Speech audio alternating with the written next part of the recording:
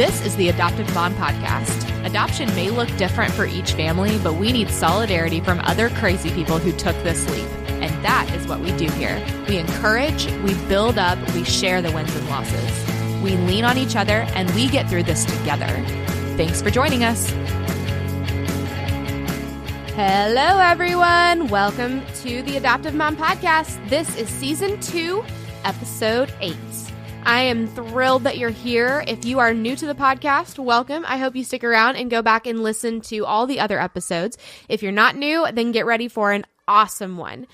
Today on the podcast, we are going to hear from a whole panel of people, me and my husband Brian included. So we decided that we would have a group of us talk about marriage. We know that adoption is so hard and marriage is so hard, and you put those things together and it's like a ton of stress.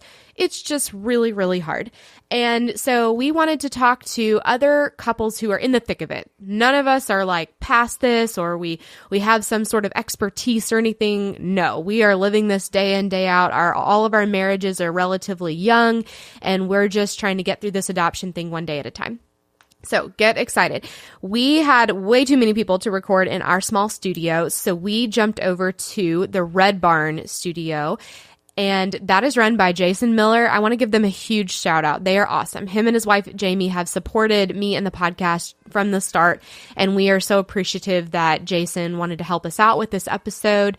And if you are a recording artist or anything like that, you should definitely give them a call. I'm going to link to them on the show notes. And that's also where you can find all kinds of other information. So you should jump over there at theadoptivemompodcast.com. But for now, just stick around and let's hear from our whole marriage panel. Woohoo! All right, everyone, welcome to the Adoptive Mom Podcast. This is kind of our first real panel episode, so I'm really excited to introduce you to most of our guests. I say most because you've already met two of them. We have Michelle and her husband, Scott Montie, which Scott's actually been on the podcast too, just not by name. And Michelle had her own episode back in season 1. But do you guys want to kind of reintroduce yourselves a little bit? I'm Michelle. I'm Scott. So we have 3 kids. They're all adopted. We have no biological kids. So just giving a little bit about our story. So we've been in Arkansas about 6 years, and about that same time when we came here, Michelle started looking at different ways to adopt. A lot of different ways. I think everyone knows that, you can DHS, you can go through private, you can do all the different kind of things. So we were vetting all those, and then Michelle kind of accidentally applied to one of them. We thought we were requesting accidentally, information. quotes. She thought she was requesting information, and so that's how we got our first son, is because she kind of accidentally applied. And she's like, oh, by the way, I thought I was asking for information. I actually applied for an adoption. I was like, okay, well, whatever. I'm never going to... It's a hard choice to willingly make, especially for your first kid. So we went with it, and that's when we got our first son, Asher. And about 2 years later, we started looking at other different ways. We opened through the call and went through DHS. We did some respite care for about a year. We had, I think, 12 different kids during that time for 1 to 2 days apiece. And then we had an 18-year-old for about 3 or 4 months. And shortly after that, Michelle kept inquiring and asking about sibling groups. And I was like, are you insane? What are you doing? Is this a trick? And next week you're going to come and say, hey, 5-year-old girl, it's perfect. And that's actually what actually ended up happening, is about 2 weeks after I made the comment about, are you just trying to trick me by bringing sibling groups so one sounds okay? She was like, oh, by the way, we've been matched with a 4-year-old girl. I was like, okay. So then about 3 weeks after that. 3 weeks after she came to us. So yeah, she came home. We took her home. We'd met her a couple times, and it was a little rough. 2.5 years of transition still. But then I think little rough is an understatement. We were pretty much screaming and crying every day for the first month. Not us all the time, but her. Not us. I mean, let's just be real here. It was probably you guys. Yeah, there was some screaming crying too. Yeah. But then our Asher's birth mom reached out, and she said, I'm having another baby. Do you know anyone who wants this baby? So we were like, well, do we take the kid who's in our home and put them back into foster care, or do we take our son's biological brother? And we ended up with both. So the obvious choice, both. Yeah, right? Obviously both. So that's how we got to 3, and it happened very quickly. So we went from 1 to 3 in about 6 months, with plenty of transition in the middle. So it's kind of, now there's still more. And after 2.5 years, it continues, but I think we'll get to more, so we're probably good. Yeah, for sure. So, okay, and how long have you guys been married now? 9 years. It'll be 10 next March. And you guys, they get to go on like a fun, crazy trip for their 10-year anniversary, and I'm super jealous.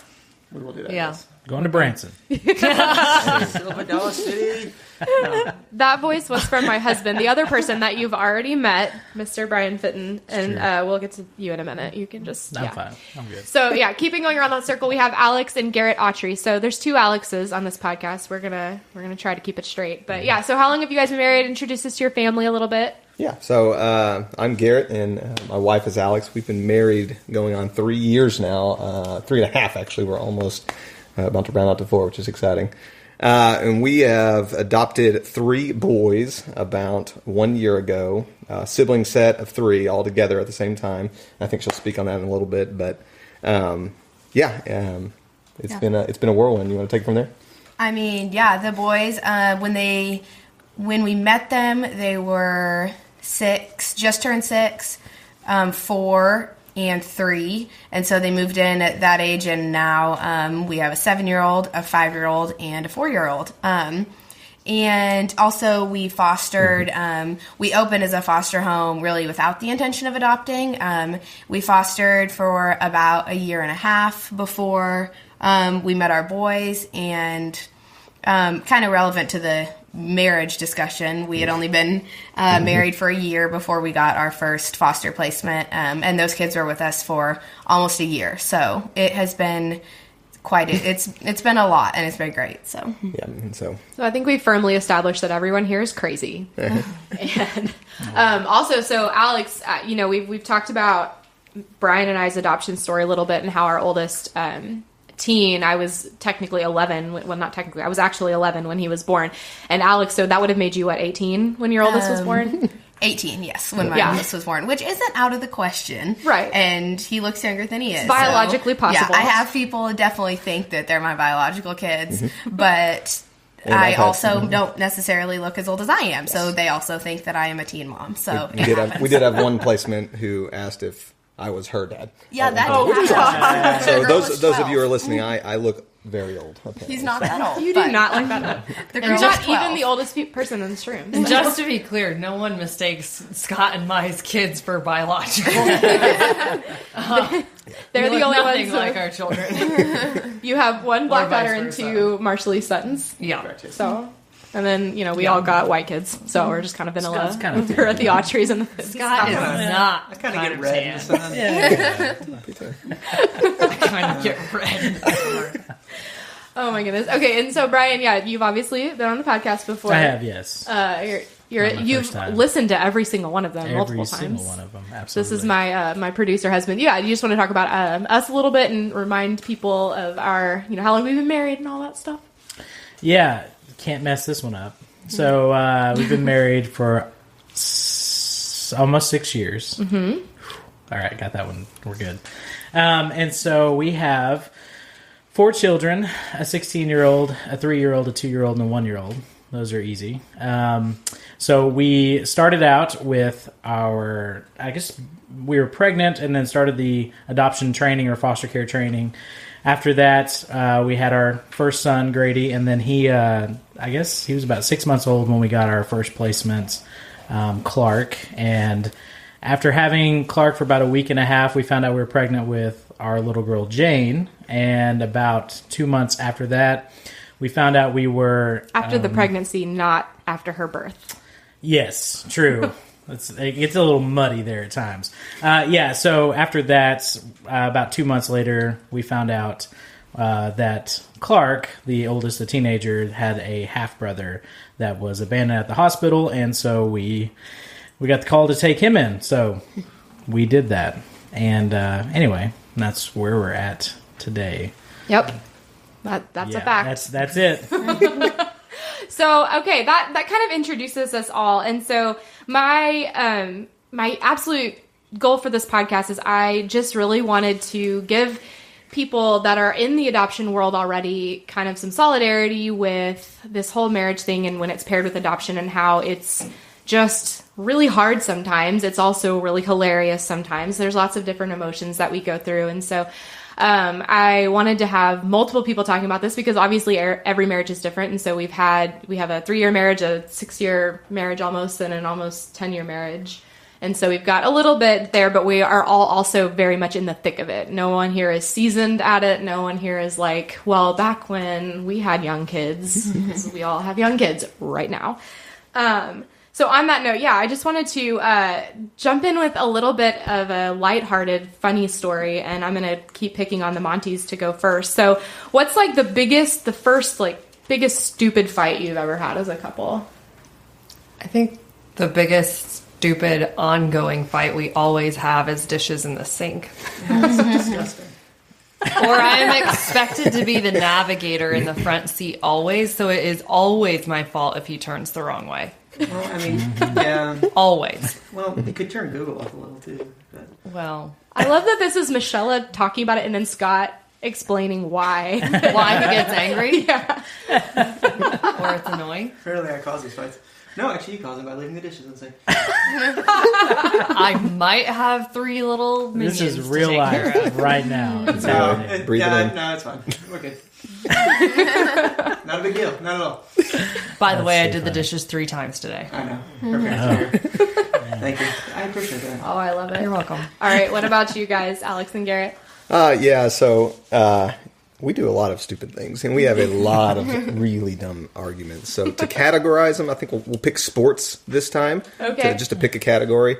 So we are totally not the parents who really get into sports. We say we're not. We say we're not, but we've learned through this process At least one of us might care a lot about sports. just a little bit. It's not me. And we're not going to point fingers. It's very unclear who that could be. But so just for the Nobody record. could see him if you were pointing him anyway. Yes, and so we discovered, just by chance, a couple months ago while we were at a soccer game, that one of us cares a little bit more about sports than we realized. And so we had a nice, ridiculous argument over a 5-year-old soccer game. So, And our kids Very are enjoyable. by far Yes. the least athletic on the team. No so it coordination. does not Zero matter. coordination. None of this matters. Oh, I love that you guys can Preach. admit that, though, that you don't feel like you can. Hey, Oh, yes. doesn't matter. They don't care. They don't even know. So doesn't matter. Future to boys, them. if you hear this, I'm sorry. Right now, you are just not coordinated. That is a fact. Practice. Oh, we would admit that about our children. Oh, They're not coordinated. Absolutely. We just hope they're really smart. That's all. Or maybe they could pick up an instrument. Yeah. Our son had his head stuck in a movie theater seat, so we're out of the college road. Our kid got his leg stuck in the bench at the zoo the other day. It's So like he just. train pulling up. All right, we're all getting on the train. Oh, yeah. Leg that stuck. was definitely What are you like- doing over How there? did you do that? Yeah. It was definitely like one of those parenting moments where you're just like, oh, fudge. Like, everyone is looking at me in this entire theater because my kid is screaming and I can only see his legs and feet. What movie was it? Yes. Sing. Yeah. Yes, that'll get him. I attempted to take the oldest 2 by myself. That's never happening. Not a again. smart decision. Now Yeah. they're a little older. Oh my gosh. They were both also irked that they couldn't see Moana because it was sold out, so we had to settle for Sing. So Second class movie. Watching Moana Yeah. tonight. The horrors.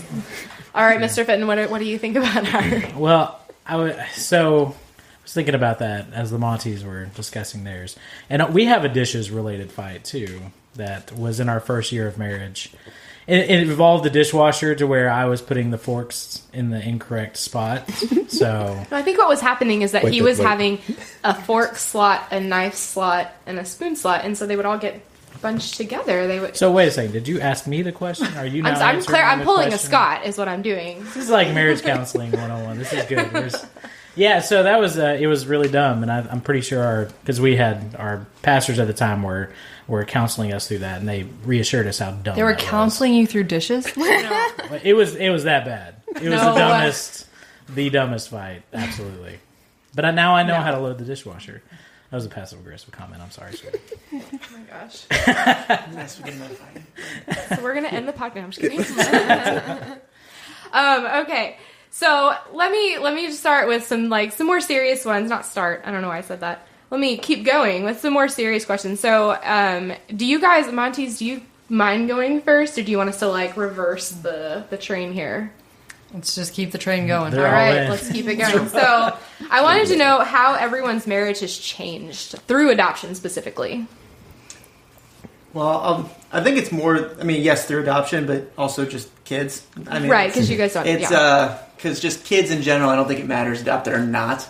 It's going to completely change everything. You're going to realize that you're going to realize how totally selfish you were, and it's going to take you a while to break from that. So, and then too, I think the only thing adoption kind of layers on top of that is the speed at which we get kids. You guys know about that. He's pointing at the Autries. Kids from like trauma, and they come with their own issues, they come with their own baggage, so that's difficult. And then I think with adoption too, I mean, it depends, I think, but it's just a little bit harder. You don't have that natural biological, just like unconditional love immediately. Like, especially when, you bring a kid into your home and they spend the first months screaming at you nightly. Like, that makes it very difficult to love that child. So, I mean, that makes it difficult between us two. She's definitely the calmer of the two. I am not. So that makes it difficult when, kids are screaming at me, and I have a really hard time just walking away or backing down, and then that impacts her as well. It's difficult. What about you? How do you see those exact same situations, Michelle? Scott described them pretty accurately.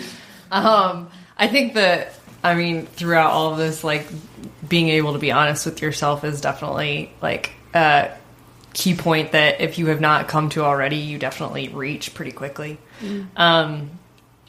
Yeah, I think there's definitely some interesting, like, extended family scenarios when you layer on adoption. You just, I don't know.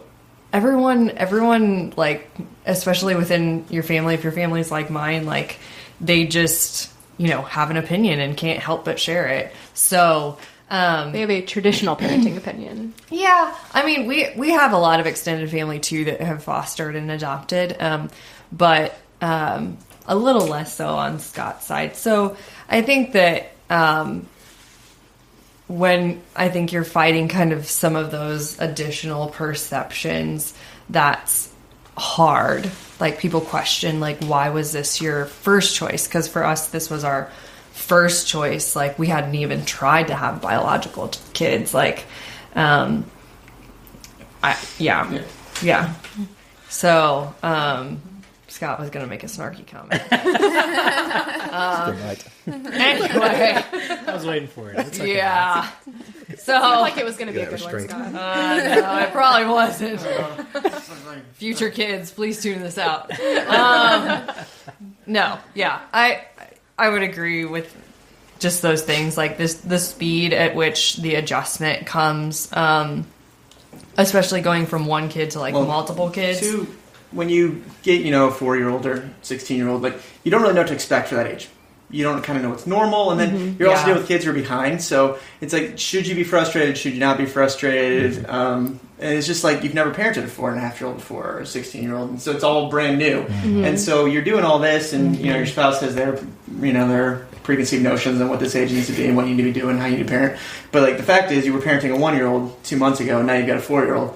And it's like, well, how do we discipline them? Like, what do we do? Like, what are the expectations we need to set for them?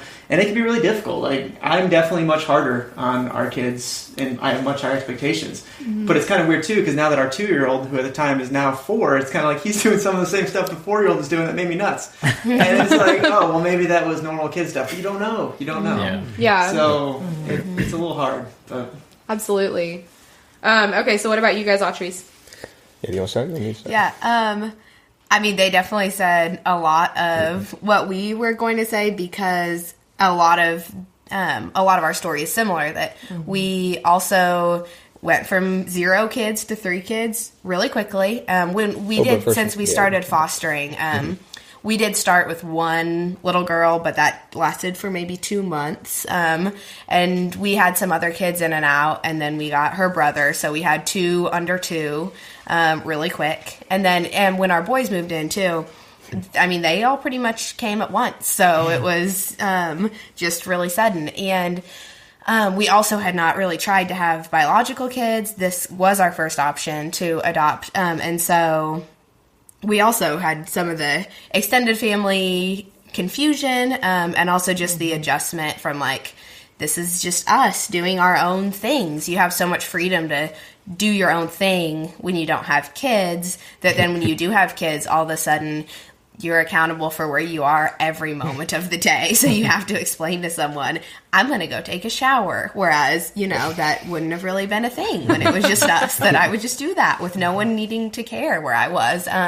So definitely learning to work as a team. And we talk about like not scorecarding. So not keeping track, not thinking that like, oh, you do half the work, I do half the work, because that's not how it works. And we just all have to do as much as we can. And sometimes one person can do a lot more and their capacity is a lot higher at that time.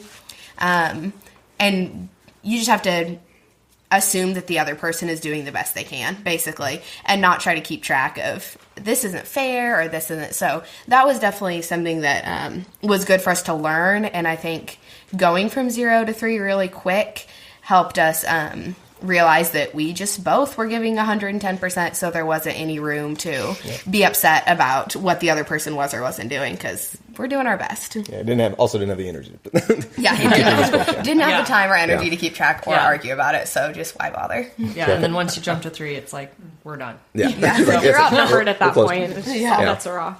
And so I think Monty said it well. Yeah, I think for me it was just learning. Oh, I don't have all the infinite free time that I had before. I'm now a parent, and it kind of gets in foster care, especially, but and also in adoption, it's sprung on you. So you start to realize some of all these personality traits that are poor in you start coming to the surface, and you start realizing, oh, I'm extremely selfish, or this is something I had a particular idea about that I didn't even realize I had an idea about, or a way of parenting that I had been raised to believe was the way, and realize that's not actually going to work in the situation. But yeah, I think also to the parents or just the family tension that we experienced, just having some people just didn't understand why we wanted to adopt and not do go biological route first. And honestly, we haven't even tried the biological route. So it's just they just for some of our family, they cannot comprehend it, don't really understand it. So working through that was a challenge, and definitely had some ups and downs, and we've had to work through some really had to have those hard conversations with those members of our family to kind of establish what we were going to do with our family.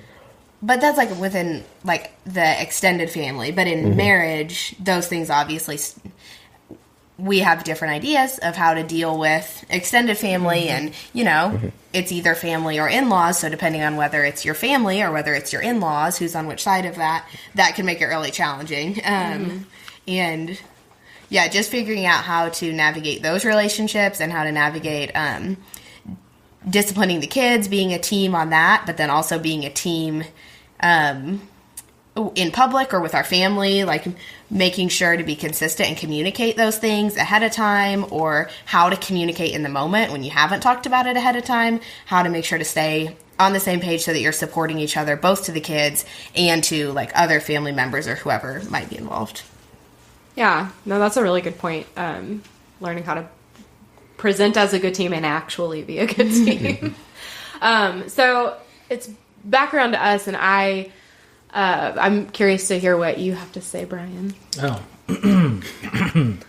so I guess with us it was a little bit different because we did have a 6-month-old to kind of work through some of that stuff before we got Clark. Some of that selfish stuff, because that's the truth. Yeah, It's just absolutely. Who's pulling sleeping all and who's the- not sleeping, Yeah. and all those fun things. But I think we learned very quickly that, especially like Michelle said, once you get to 3, you're outnumbered, and then we had to present as a united front. I think with our marriage, it drew us closer together, because I think we were just both pretty selfish people, and marriage in general was kind of pulling that out of us. But then once we got to the kid part, it then changed, because then we really saw how selfish we were. But we then had to kind of reconcile and say, if we're not a team in this, we're going to fall apart. And that could happen very, very easily. So I think, honestly, our marriage has gotten stronger through that. And we really realized that, especially with a teenager, and I know probably with Maya too, with her being a little bit older, there are just different things that you run into. We didn't know, like, teenage-wise, we're like, are these normal teenage things, or is this, Are they supposed to shower on their own? Yeah. Are we supposed to continually every day tell him to put deodorant on, or like what is just the normal things compared to the system coming out of that and being adopted? And so we really did have to find out, like, from our point of view as a marriage, like, you're right. It's almost like I have to now tell somebody, hey, I'm going upstairs and I'm going to go to do this. Like, I'm not leaving you and we're not running away. Like, I'm just going to my room or whatever it is. So, we really had to figure out communication too. Mm-hmm. That was a big piece of it. And how to be the united front for our kids.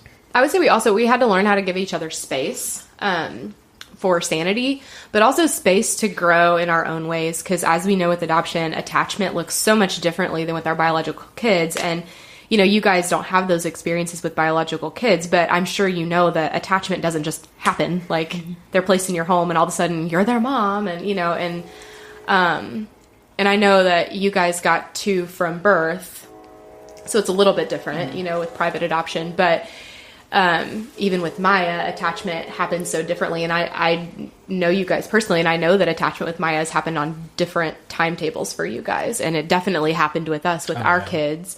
So I think allowing each other space to grow that love and those relationships with our adopted kids on our own time and in our own ways, instead of wanting it to look the same for both of us. Mm-hmm. True. And counseling. Lots of counseling. Yeah. I don't know. Yeah. I guess that did change.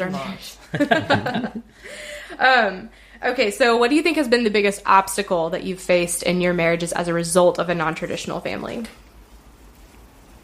As a result of a non-traditional family? I mean, it's probably just keeping sanity when the kids are insane. I mean, that's the biggest thing, and I definitely struggle more with that. And I think we're getting to a place where I'm getting better. She's always been better at it. She's always been much better at keeping her cool, keeping her sanity. Actually, the thing that would get her is if I lose my mind. Yeah. That's what drives her off. Not usually the kids. She somehow separates the two. Mm-hmm. I think I take things much more personal when a child is screaming in my face. I think it's like, why do you hate me? And why are you doing this to me? And it's just not that. And we've made big strides, actually, especially in the last couple of months, where it's gotten much better. But, I mean, that works into the attachment. Like, it is really hard to attach to a kid who, every time you tell them no, they throw just complete, epic, just, like, insane fit. And somehow she has managed to do it. So I think that's been one of the hardest things, is I couldn't do it. Like, there was times I just walk away, and she felt more like maybe I was quitting, rather than just trying to take time. But she gets it too, so I don't know, it's a mix, I don't know. Yeah, I guess that, I think within all of that, it's a little bit of, like, being, okay, since he's self-proclaimed, I was the most patient one, I'll just, claim that. You'll just take that, So, yeah. I mean, being that person that can kind of, like, take the heat initially and all of the screaming and things like that, like, I needed him to understand that I also needed a reprieve, but then when you pile on, like, a very stressed out spouse on top of that, that's, like, what breaks me down mentally. So I think that's that communication and sitting down and, like, telling him constantly for probably over a year, like, I can totally do it. If the kids, like, lose it, like, you can walk away, that's fine with me, but, like, I can't handle it if you're losing it and they're losing it, because that's way too many people to referee. Like, so I think it's that balance, like, and you don't realize, like, all of your own stuff that you're bringing, like, when someone is screaming in your face, and, like, the things that have maybe been in your past or whatever that you're dealing with that kind of come out. And yeah, kind of coming from, like, the traditional family background, traditional discipline, all those sorts of things, we definitely don't really see eye to eye on how to best discipline so that you're providing structure and accountability, but also helping them grow. So now Maya came to us when she was 4.5, and she's turning 7 this month. But so we have a 7-year-old, a 4-year-old, and Kate will be 2 this summer. But yeah, I think it's those like expectation setting. I think I said, like, if I ever screwed at my parents like that, like, they would have ended me. So, I have a little bit of that in the back of my mind, and so you know, like, you've been through the training, you know that, like, it's trauma, it's this and that, but when a child is literally, like, losing their mind, just absolutely just screaming at the top of their lungs, like, you're thinking, like, oh, can all the neighbors hear this? Do they think I'm trying to kill this kid? Like, because it's that extreme, and it's just like you're taking it personal. You're like, I'm the dad. Like, you can't do this. Like, you need to listen. Your anxiety is, and like, your anxiety builds, and you just don't think about that stuff. And so, I mean, she has always, and I don't know if she's got more training than me or whatever, but she somehow that comes out in her brain during the moment. It's like, it's just trauma, guys. It's just trauma. And then it's me. I was like, trauma sucked. Get out of here. So, I mean, it's definitely like, it's just, it's tough. It's hard. But we've come a huge, long way. And it's now like, we almost never spank anymore. Hardly ever, pretty much. And like last time I went to go spank, she's to a point now she's like, it's not going to help me. Okay, fine. What do you want to do? Thank you. Let's sit down and read instead. Yeah. So she's come a long way in helping us realize what she needs too. So it's gotten better. So. That's how you know a child's been in a lot of counseling, if they can like work through a plan for their own discipline. Well, it's also too when you've come a long way, like when you get frustrated or at that point, and then instead of walking away, you can stay there and sit down and read with her and like work through it with her, which Scott's been doing a really great job of lately. So I hope we're turning a corner. I'm like praying this doesn't jinx us by going on podcasts anymore. You sleep through the night. Everybody sleeps through the night. Yeah, we still got some diapers laying around. Yeah, we'll get over that. You have to change pee, laundry, and stuff. Oh, I don't even want to hear you guys talking about diapers. You're like swimming in them. Yeah, seriously, we have our Amazon subscriptions, 2 boxes a month, baby. Oh my gosh! All right, so what about you guys, Garrett and Alex? Biggest obstacle you've had to overcome?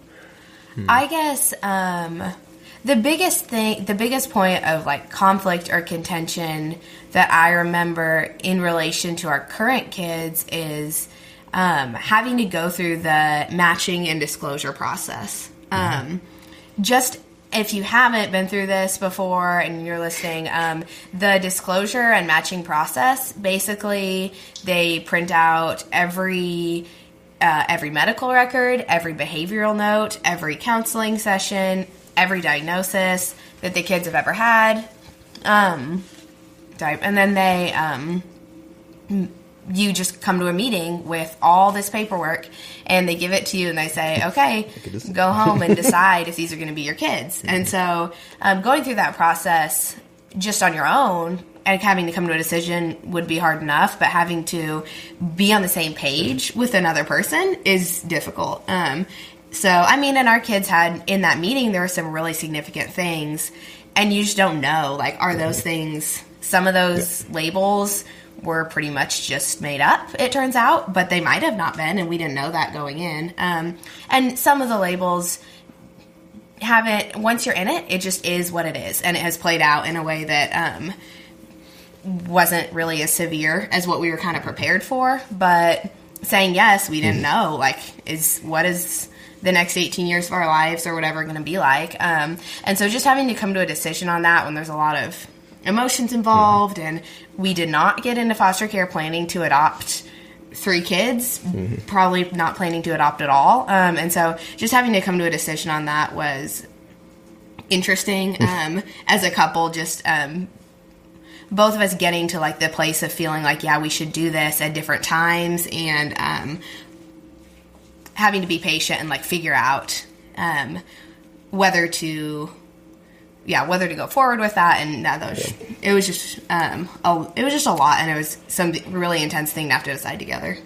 Yeah, so for those of you who are out there about to go into those meetings, you're in for a journey, but but I don't know. It's just interesting. I always joke if my parents got a rap sheet of my life before, would they choose to take me? I was like, I don't think so. So it's just a unique situation to be in for sure. I think for me, I think I mentioned earlier, but the parenting or just the conflicts that we had with family in the traditional family model were really stressful. Really stressful. Really hurtful. I think we weren't expecting it. We've grown up been told that my family's going to accept whatever decisions I wanted to make, and to realize that this was actually one I wanted to make, and kind of didn't feel supported was a hard thing to realize, hard thing for me to realize, and something we had to work through. But the grace of God, it's actually gotten substantially better, and they're starting to understand us better in a new ways, and see us in new ways, and meet their 3 new grandkids, and get to learn about them. And so that's been wonderful, but it's definitely been a challenge for sure. And definitely, I think I relate with what you were saying, Monty, about the just having your expectations and having things ways of parenting that you have going into it, and having to kind of just start sift through personally, like, this is something I have a bent towards because I was raised this way, and it's going, and I don't want to necessarily enforce that on a child who enforce my ways or my upbringing that is on a child, and not give him a chance in a lot of ways. So I think a lot of even if it was a good thing for us, but that doesn't mean that it's going to be necessarily a good thing in our situation. And it's just so different with kids who don't, just like you were saying, like, attachment isn't immediate. You don't feel like their mom immediately. They don't feel like I'm their mom immediately either. So they don't walk into our house at 5 years old knowing, like, oh, these are my parents and they love me no matter what. Like, they have no reason to believe that. And so you have to prove it to them. Yeah, we have to prove it to them, and we can't discipline the way our parents disciplined us when we had never doubted our parents' love, but we don't have that base with them. And so having to agree on when is like, okay, this is a moment to connect and give grace, or like, this is a moment to set a boundary and give a consequence. Having to agree between us on that definitely takes communication. Yeah, gosh, those are like a bunch of really good points.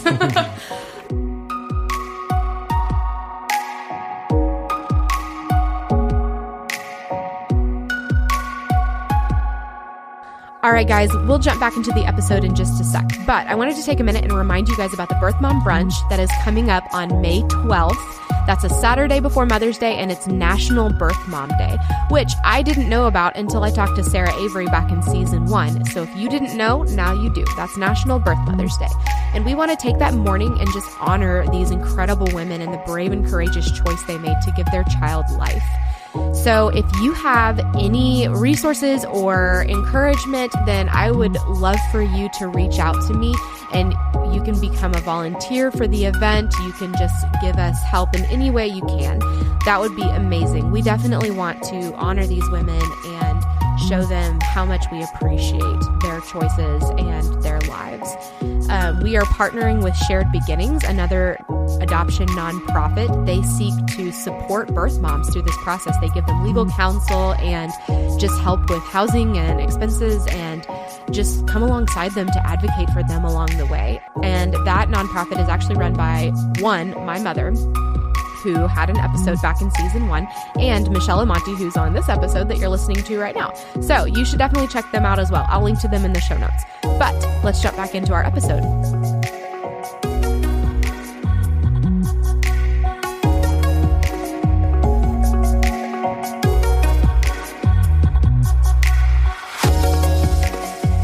I think for us, one of the biggest obstacles that we had to overcome is our roles, I would say.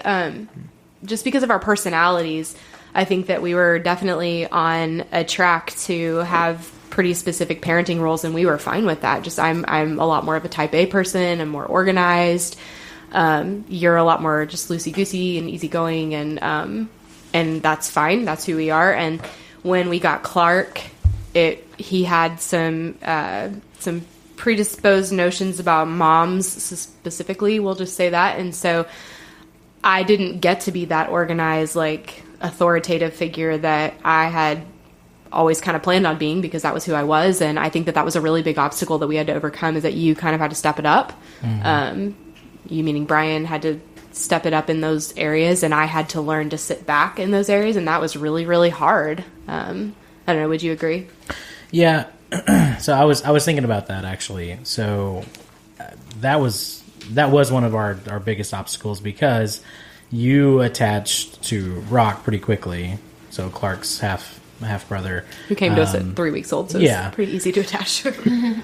For you, right? And I think I second that. Baby for over 2 years. Exactly. So that's why I bring that up, because Scott and I have had these conversations where it is harder, and I think guys in general, it's harder to attach to a screaming blob. Like, it just doesn't. Withdrawing, screaming blob. Yeah, there's all kinds of things, and that happened with my own bio children. I mean, still, but I attached to Clark a lot quicker. And so working through those roles, as in, like, even I mean, I'll be honest with you, we're still in that. Like, we're still going through that, where absolutely I have a better relationship yesterday with Clark than she does. But with Rock, I mean, I lose my patience. I'm in that same boat with Scott, where it's just like he throws a fit over everything, and I don't have time for it. And so, but you're that way when it comes to Clark, where he throws a fit or whatever else, I can back up and be like, it's fine. Let's, he's a teenage boy, because I was a teenage trauma, boy. to use Scott's analogy. Yeah, exactly. And so we definitely have different roles in that, and I can see, I never understood that before with my parents or any other parents. I'm like, how can you like one kid more than the other? You know what I mean? And I'm saying, I love all my children the same. Let's just make that statement. But what I'm saying is, there are times where it's like, I don't like you. I don't like you, child. Like, so, and that's okay, I think, to give yourself grace in those moments too. So. Just try not to say it to your child. I don't. That might have Everyone been done feels before in our household. It's definitely been done in our Yes, house. absolutely. Surprisingly, Do not like the child. by Brian. True. There's also been a child that screamed that at me too. So. That's very true. Yeah. On multiple occasions. So, all right, I'm going to make the guys go first, because I can. But I want to know how you have seen your wife change the most. Part A, change the most. Part B, I want to know how you've been most impressed with your wife through this process. Let's just say she's a crusader, so we'll start there. That's how she's changed the most? Yeah, well, she's always been to a point, but ever since we started our adoption process, she is all in. Like, she is poster child for Die adoption. hard. I can attest to this. So yeah, she is all in, both feet. She will talk to everybody. She's organized events. She helped get adoption benefits changed at Walmart. She meets with politicians. She does all of it, and then there's me. I'm just kind of like, I'm a dad, I think. I play video Maybe. games, Maybe I'll claim that I'm a dad. Yeah, can I play more video games today if I do? So I mean, she is all in. I mean, it's impressive, at the same time it's exhausting. So, I mean, she's in the process of starting a nonprofit related to adoption right now. Hashtag shared beginnings.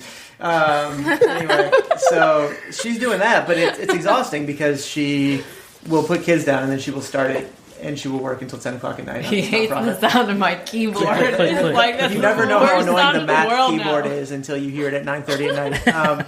Anyway, but it's still impressive. So, I mean, certainly I don't know if she's changed, but it's definitely... Well, she's also at a point where she can do more of this, and she is really well connected, and she has networked it really well. So she's at a point where she can do some of these things too.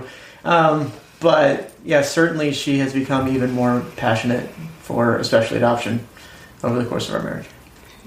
So is that like a two-parter for you? Is that also the way that you're most impressed with her, or do you have a separate way? That too. I mean, she does ridiculous things. Like, she says, I'm going to do this, and she goes and does it. Like, I know she wasn't the only factor, but she said years ago when we went through adoption, like, this is all the adoption benefits Walmart gives. She's like, I'm going to fix that. And here we are, like 6 months ago, Walmart announced that now you get 6 weeks of leave for an adoption. Like, for all 2 million associates. And $5,000 reimbursement. And $5,000 reimbursement. Now, like, I know she wasn't throw the that only in there. person responsible, but she organized all these events, she networked all these people, she got it all going. And it's like, really? Like, the biggest company in the world, that's your goal? Like, whose goal is that? So, Yeah, it's Shella Monties, that's yeah, who. it's ridiculous. So anyway, yeah. Yeah, slow. Garrett's doing a slow count. Speaking of It was Garrett, recorded in my development plan 3 years ago. So Yeah, I have amazing. proof. And how you have to do awesome. it because it was written down. oh They were goodness. like, what do you want your goals to be? I was like, meh. So is that retroactive? So can you now go back and take that 6 weeks? No. So, Scott's like, no. Unfortunately. No. Let's just adopt another kid, Scott. Can't take the $10,000 either. 15,000. Can't do math. All right, Garrett, what about you? Yeah, so I'm most impressed with Alex. She is a absolute boss. Is that a good thing? Yes, with our kids, it's unbelievable. Has a gifting of organization. I mean, I understand organization is amazing. I mean, a lot of females are amazing with this, and guys, but she is extremely, unbelievably gifted in organizing our kids and running our entire household, and enough to where she has time to volunteer for things and encourage our entire family to take steps in being better and trying new things and growing in different ways. Yeah, so I'm just she is an absolute boss. She can manage our family extremely well. I'm pretty much absolutely as useless as possible. So I'm pretty much just trying to serve and make her life easier, but kind of just help her out as best I can. But I think the way I've seen her grow the most, she has tendencies to kind of paint situations or paint people even at times in kind of black or white. And what I've really seen her grow in the last several years of marriage is just being able to understand that there's a gray area, that there's an in-between the situations with situations that are difficult and with people who are difficult, and be able to see that there's a balance there in the situation. And I've seen her extend grace and step into situations that I would just abandon. And she has really challenged herself to engage in those areas where it's difficult. And so I've been amazed to. She's put that on herself and decided to go after that, and has really grown a lot over the years in our marriage and our kids. That's awesome. That's like very sweet. He's very sweet. I gotta follow that. Yeah, seriously. I mean, come on. And Brian, what do you think? See, so he actually set it up. He's like, he was impressed with her first, and then how she grew. She didn't change. She grew. This guy, You I could gotta teach some classes. Hey, right? for real. That's awesome. Marriage 101. Yeah. So I think with us, and I mean, I'll be honest, like you said before, you're a type A person, and so a very controlling situation, like this is how it's going to be. And I am very laid back. So there were a lot of times that I didn't step forward and say, hey, I don't think we should do this, or X, Y, and Z, or handle a situation like this. And I think that me coming up and then you figuring out that maybe you don't always have all the answers, and I just going, all the way. I was trying to say, so this is a tough question, okay? I'm just honestly, I mean, in this whole process, it's kind of like with Michelle, we're doing a podcast you started about adoption, like right now. And so I'm very impressed with that, because that's a pretty cool thing. So I've seen you kind of take this and take the challenges and stuff, and we've talked about this, the things that we were going through. I'm like, at some point, somebody has to benefit from this, because there's no reason why this should be this hard in this moment. Like, what is the reason, God? Why in the world are we going through this?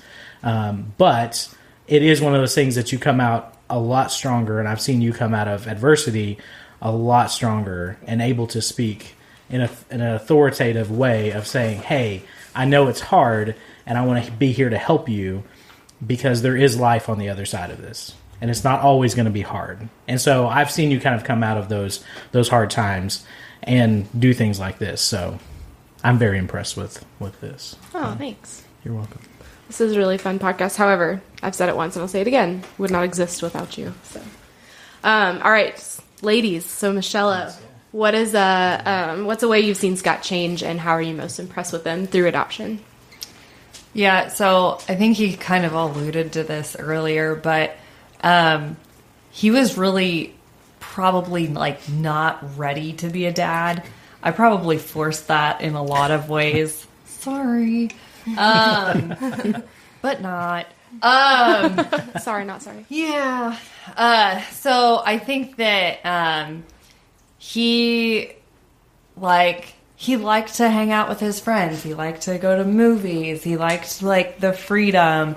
And so all of the dump on of having 3 kids and the additional stress and what we didn't say is for even the first 2 years when after Asher came to us, he had a lot of like medical issues and he screamed at us a lot. So I think just watching Scott kind of like grow into that role of being a dad, and kind of like you mentioned even recently, like in the last few months, just being able to sort of like Garrett said, like exist in that gray area. Like Scott is very much like, this is right or wrong. Like you do not act this way. You do act this way. You automatically respect me because I am. But lately, like I've seen that change a bit, and it's fun because now the kids are kind of growing into areas that he likes and things he likes to do, like roller coasters and rock band, and like being able to play the drums on Rock Band. Like that's what he's impressed with our kids. And he like takes pride in showing people like how cute Kate is. And our youngest has definitely redeemed babies for us, that's for sure. He's adorable. We love our other kids too. Mario and Asher. They're adorable too. Kate is just the most adorable. You're just better, Kate. Okay. Just act better. It's okay. Anyway, I think that it takes a lot. It takes a lot to. I think most of the guys have mentioned like just the connection aspect. Like it takes a lot to get there, even with the baby blobs, and then with the traumatized kids on top of that. So I think that I'm most thankful and grateful that he's like growing in that area, and really has kind of gotten to the point where like we can like exist in that gray area, and we can just suggest like, well, let's read a book if you're losing your mind, or like, if you get a soccer ball to the face, I'm actually going to hug you and be like, it'll be okay. They're there. And that's really all they need. Like, so. Good job, Scott. Good job. All of these have happened in the last few days, by the way. They're there. I may have said they're there. Yeah, literally. With the, like, slow pat on the back. It happens. Not genuine to me. I love it. But I think that, like, to breeze over, like, how hard this really is, like, would be really unfair, because I think that for our marriage, like, it has been really hard for the last 2 years. I think, like, you compound the family aspect and, you know, the judgment of, like, well, your kid is acting this way. Why can't you fix that? Or why are they doing that? Why are they screaming and waking up the entire, you know, vacation household of 20 people? To, you know, how we handle discipline differently and things like that. So I'm really proud and happy that, like, we finally kind of come to this place of, like, we're not at a state of equilibrium yet. And you definitely intentionally, like, one thing he's really good at is, like, making sure that we, like, go on at least 2 dates a month, probably. So that it's just us, like, no crazy screaming, detaching, like, take a breath, eat some food, because you don't usually get to do that when kids are out.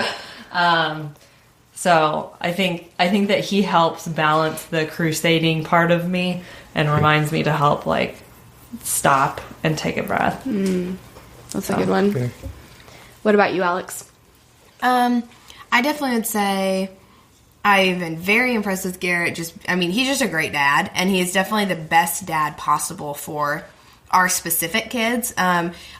One specifically of our kids had a really hard time with men, and so when they first moved in, it was really difficult for a while, and I don't know if I could have handled it with as much patience and grace and understanding. It's not personal, as Garrett did, and just being like the opposite of what our son expected in terms of just being so patient and so calm and never raising his voice, and always being like ready to have fun. So that definitely has been, I've been very impressed. And just with like every kid that's come through our home, we had 15, 16 fosters before our boys, and just with every kid, just it's hard being a foster dad, because I can think of one kid who came through our home who had a positive dad figure. And so it's hard because it's like, I haven't done anything, but these kids are terrified of me and hate me. And so just having to like live with that, and also try to be there the best he can for the kids, but understand that it's hard. It's just a hard place to be in. So he just handled that with a lot of like patience, and just taking himself out of the, like, his feelings out of the equation, and understanding it sucks that whatever happened in this situation happened, that these kids feel this way, and we're not going to fix it overnight. But yeah, he's just an awesome person to do that, because he's very patient. And how I've seen him grow the most, I think Garrett's always been really go with the flow. And the direction that we have gone is not the flow. It is just the opposite of the flow. And so that, like he's kind of said, like that comes with a lot of pushback, both like major long-term pushback from family, and just like incidental weird pushback of just like managing things differently in public. That's hard for people who don't like to be noticed and don't like to stick out. And just like not worrying about, are our kids behaving the same as other people's kids? Are they just as well behaved? Are they just as mature or whatever as other people's kids? I definitely have seen him grow a lot in that, and just doing what's right for our family, and having to like stick up for our family and say like, no, family members, like I know you want us to be here at this time, or you want us to do this thing this way, but my family, meaning redefining family as me, my wife, and kids, like my family needs for us to do it this way. So like, sorry to disappoint. And he hates to disappoint people because he's really nice, and that's awesome. But he's definitely grown in his ability to stick up for our family, and to think about and understand what our family needs, even if that means maybe letting somebody down. Yeah, no, absolutely. I think that we've definitely can relate with that one as well. Why don't we talk about the guys talking about the guys? Like, I have all kinds of beard. Yeah. Ways that Scott's most impressed you. Ways that Garrett has impressed you. Wait, are you trying to one-up me? He didn't say anything about his Mario game. Like, kills it on Super Mario Someone World. is recognizing Bromances are detrimental, like beyond important, like throughout this entire process. If you don't have a bromance that like understands what you're going through, That's the only thing that has kept us alive. I have secretly texted Brian multiple times saying, Scott really needs to get out of the house. Please take him. And then I'm like, well, Alex, I mean, Scott. Yeah. Like, I mean, he needs. What do I do? You know? Guys, I mean, I gotta go. See, now you guys have to involve Garrett, because Alex. Hey, also I know that's true. I'm here. He's Let's go. jumping in. He's jumping in. Mario Kart after this. And anybody listening, if you want to come to Northwest Arkansas, Mario Kart it with us, please do. All right, I'm back. So for me, I think it's definitely been seeing you embrace. We already talked about those role changes, and I think that since that is so not your personality, to look for those non-traditional parenting roles. I mean, let's just face it, you probably fully intended on being like the fun parent. Oh yeah, like absolutely. and especially with Clark, like that you couldn't do that. Yeah. That wasn't. I mean, we both had to change our perception of how this parenting thing was going to go, and I've seen you change that with the younger kids too. And you're definitely, I'd say we're probably equal disciplinarian, which is a big deal, because even going into parenting, that was something I was actually nervous about. I was like, I don't want to be the bad guy all the time, and I've really seen you change in that area. As far as how I'm most impressed with you, I think that I've loved watching you take care of our family, and take care of me specifically, because with the type A personality comes a lot of anxiety. I'm sure that several people in this room understand that. And just watching you, instead of running away, which is, I know what everything in your body is telling you to do, just be like, I'm going to go hide for a few hours while you figure this out. Cry in the closet for me. But instead, I've seen you step up, and I've seen you lead our family and go against what's natural for you. So it kind of builds on each other, the change and the impressed. But I'm definitely very impressed with you as a father, because I know that is not your natural instinct to do it the way you're doing. Yeah, I don't like kids. We can just say that. Well, we've I already talked barely about like it. Like, my a own lot of kids. us Pretty are not sure all big fans. three guys in this room would say that. I think Here's Garrett the deal. likes kids more than I like kids. I will say this, like, I wanted to be that guy, though. Like, I see the guys, there's guys at church that just jump in the middle of what's happening. I'm like, that just stresses me out. I'm like, just lock them in a room and hopefully they don't destroy each other. But there's, like, other guys that just do that. They just enjoy that. But it is different when it's your own. Like, it's a lot more fun, so. Absolutely. If you don't lock them in the room, you can be like Scott, who locks himself in the bathroom. Yeah. Leave Daddy alone. iPhones are the best. Always need a safe space. I have one safe space. It's the bathroom and the restroom.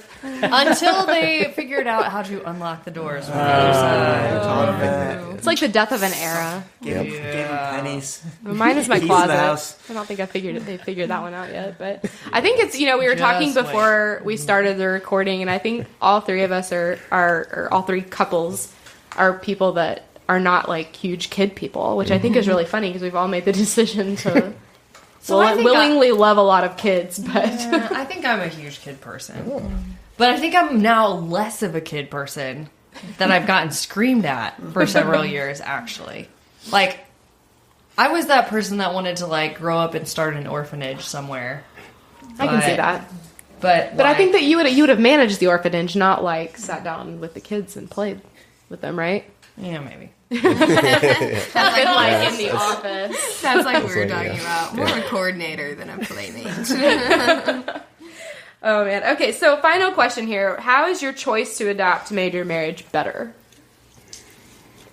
I think it's kind of given us more of a unified purpose.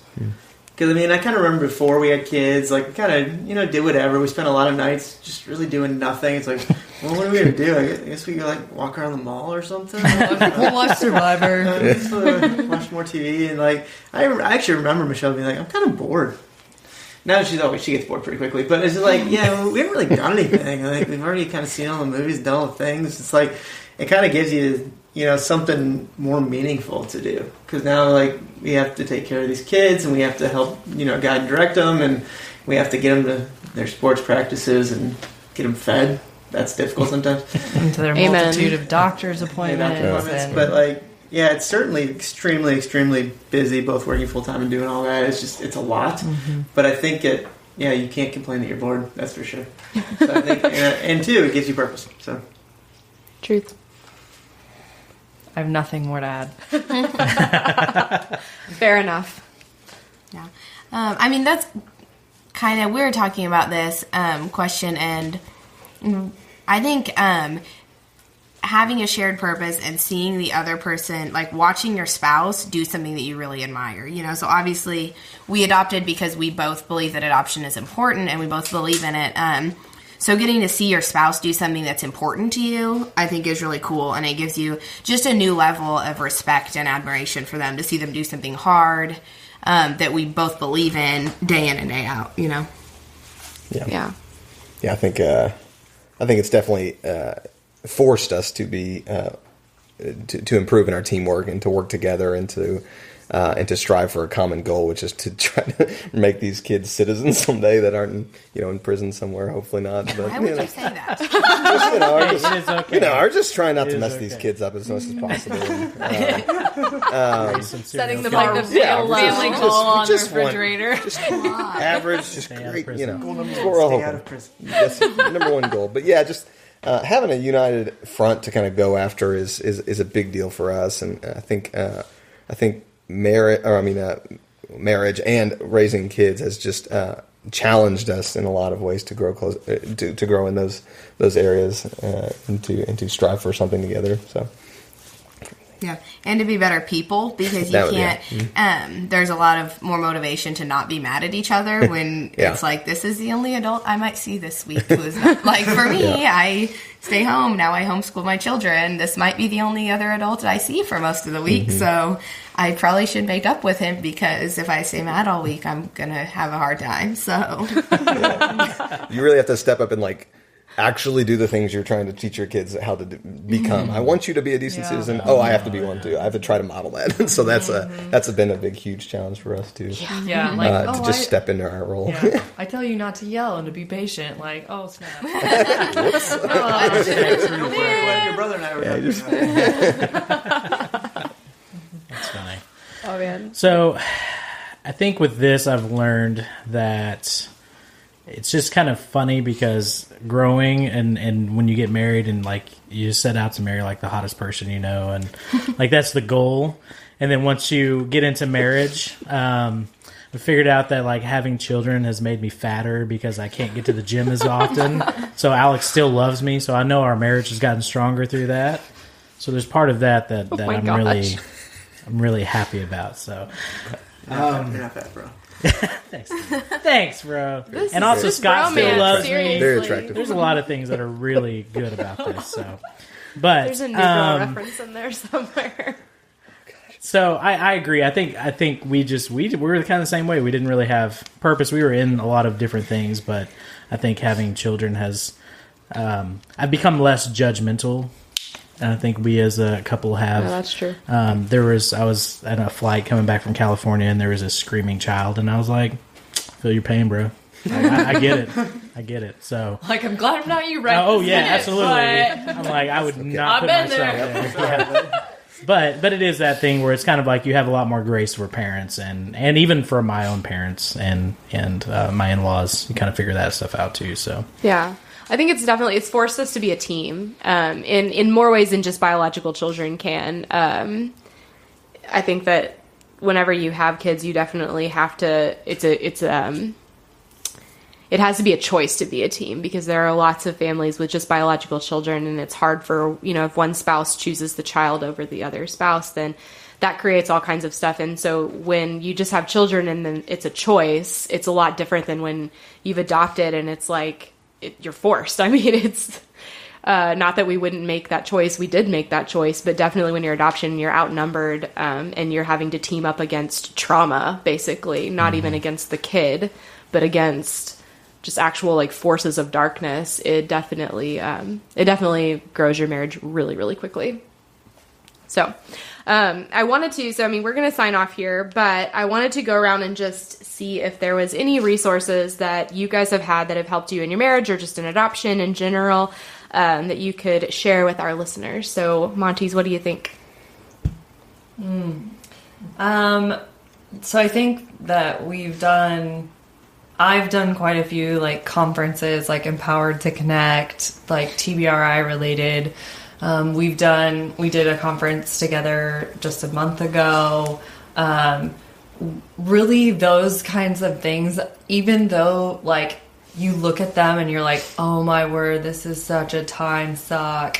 Like, just do it. Because a lot of times all that it really takes is just like resetting your expectations, remembering like, oh shoot, this is where these kids came from, and I need to have a lot more patience. And this is why they're acting the way that they're acting. And like, it all makes sense if you can kind of like step out of your environment and into almost like a classroom type of setting. And so even though those things seem like overwhelming to take on, like we did a 6-week class together. Like the Empowered to Connect is just a 2-day thing.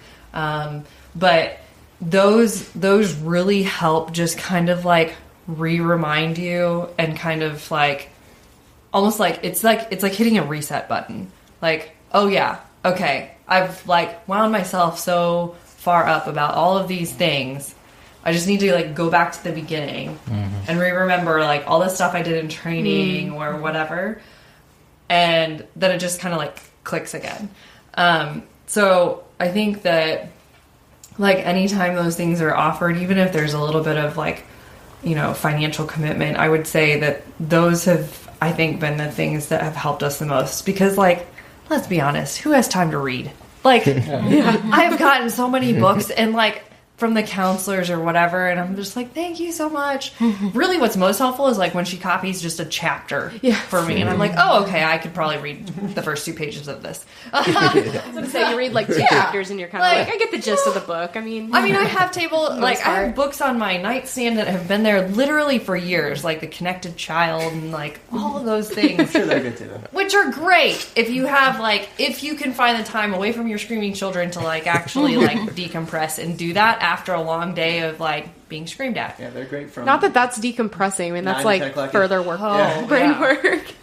Yeah, So... I'll add, I think we've kind of joked about it, but friends who kind of get it. Like, it actually... You can go over and you can let your kids destroy their house and they don't really care. They don't really judge. You're like, hey, yeah, my kids too.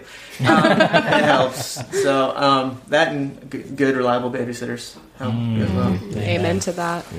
And with the conferences, that's also kind of like a bonus getaway a lot of the time too, because even if it's a local conference, you still have to get a babysitter for 2 days, right? Mm-hmm. So sometimes they serve lunch. That's a date. Yeah, exactly. Just go sit in the parking lot. Small wins. All right, what about you guys? Yeah, so I think for us, our biggest resource really has been our church and our community group, and really just plugging in and seeking other families who are going through similar circumstances in our body, our local body, and connecting with our like community group. They've been a godsend to us and just helped us process every amount of emotion we're having and every frustration we're having, and being able to challenge each other towards handling situations different or thinking through situations. And so I think they're definitely, it's been a necessity for us to be plugged in those. And it doesn't have to be necessarily for us, it doesn't necessarily have to be other foster or adoptive parents. Just friends who are willing to know that they don't know and like listen without presupposition. And a lot of our friends don't even have kids. I mean, I'm 25. A lot of my friends don't have kids. And so they don't assume, there's not a comparison between like how they feel about their biological kids to like what we're going through. They just are very willing to listen and just say, that must be really difficult, and just listen. And not necessarily, we don't always need advice, although when we do, like, I would always seek out somebody from the call who, like Kelly Kraut, who you've had on the show, super great. I always ask her things. She'll almost always meet for coffee too. Just having people who you trust just to talk to, even if it's not, let's solve this crisis, but just reminding yourselves that you're not the only people on the planet. And along that too, like being in other people's lives and in relationship enough to like talk about what they're going through and support them, to remind ourselves like our problems are not the entire world. They're not like the only problems. They're not, just to get our eyes off like what we're going through once in a while is really helpful to kind of make us feel like people again, instead of just like in our little house bubble with like our things that we're dealing with. Just remember like there's the whole rest of the world out there and everybody's doing their thing and it's hard, but everybody is surviving, and we can make it too, but just not getting isolated. Yeah. I want to echo everything everyone said, especially the friendship thing. I mean, that's so, so, so important. And actually, that's how the 6 of us kind of first started becoming friends, was at... They all came to my house. That's true. And if you listen... And they did destroy... The kids did destroy the house, and she didn't judge. Absolutely. Hey, but everybody, I that. think, made their kids pick up before they left, so... It's I don't remember if they did. We probably didn't. Productive there was a lot of lightsaber fighting. For the record, we Well, didn't when do you that. hand out lightsabers to all the kids, Michelle... Those lightsabers still live in my house. Beat I each still other, have a baseball. beat each other regularly. We with like them, them. yes. But if you listen to Michelle's episode from season 1, that was what the whole thing that it was about, was friendships and adoption and getting inside other people's houses and stop isolating yourselves within your own, just junk in your families. I want to add counseling as a resource. That's been a really big deal for us. And I think that the stigma is that if you're going to marriage counseling, it's because your marriage like needs counseling. And that's not true. We go to counseling every single week, and we're not in crisis. We're not fighting constantly. We don't like according to our society, we don't quote need counseling, but it has been the biggest resource for our marriage that I think has bettered it. Well, I think finding a counselor that has been through it, so our counselor has adopted before.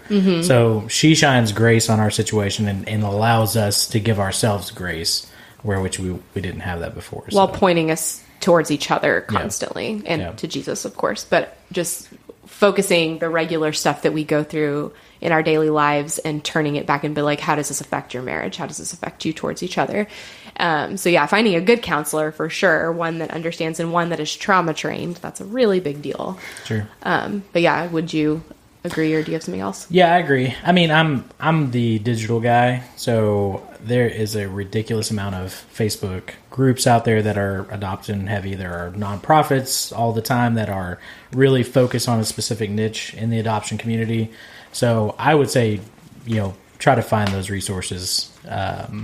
Rather, because if you can't leave, I know there are some people that just don't have that around them, but there are online communities that are here to help and encourage you in those moments too. And I do want to say too, on this simple fact that this is a real situation. This is a real podcast. Like this is what we came to do this and talk about how hard it is and how hard these situations are.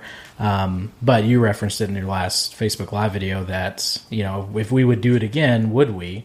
And obviously there are situations and things that have to change in our knowledge now. But, I mean, we would do this again because it is very rewarding. And no matter what happens, we're going to make an impact in these kids' lives. And that's kind of the point, that it's not about ourselves. And so I guess I don't want to make sure that anybody listening who maybe has not adopted or has not fostered, it can be scary. But there are resources and there are friends and there are a lot of support systems out there for you. But to go for it, I mean, it's worth it in the end. So but lean into those resources for Absolutely. sure. Don't feel like you can do Have it. a phone a friend before you do it. yeah, oh, absolutely. Yeah. Oh man. Okay. Well, this has been really great. I am so excited. So, I'll link to everyone's social media and talk about anything that we've discussed in the show notes. But thank you guys so much, Michelle, Scott, Alex, Garrett, and Brian, for joining me on this episode. And I hope you guys have a great week. Thank you for listening to the Adoptive Mom Podcast. I know this stuff is hard, and I hope you found encouragement here. Remember, you are enough, and you're doing a great job. God wants to be at the center of this journey, and He is big enough to redeem all of our mistakes. Don't forget to check out show notes and other resources at theadoptivemompodcast.com. Thanks again for listening.